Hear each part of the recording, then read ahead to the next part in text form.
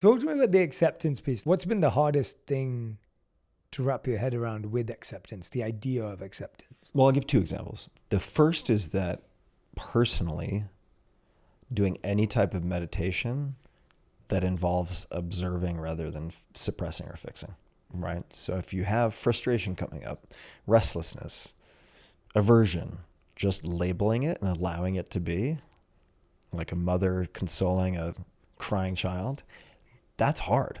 Specifically exploring something that cultivates your ability to observe things that you would call uncomfortable or negative without trying to change them is valuable. The second, in terms of acceptance, is relational. Humans are crazy, man. And like every human's nuts. Irrationality is just table stakes. Yeah.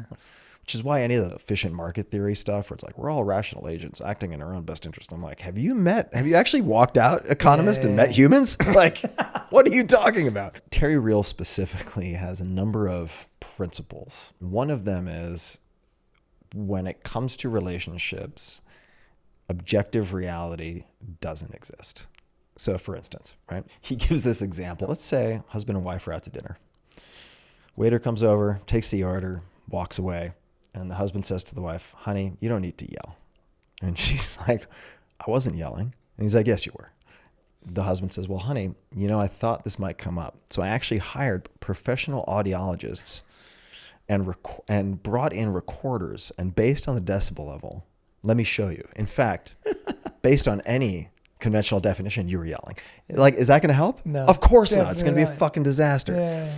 So in terms of interacting with a significant other, as this context is describing, accepting that for each of us, our interpretation of reality, our experience of reality is real. If you try to fix it or win the situation by arguing over objective reality, it is just a dead end.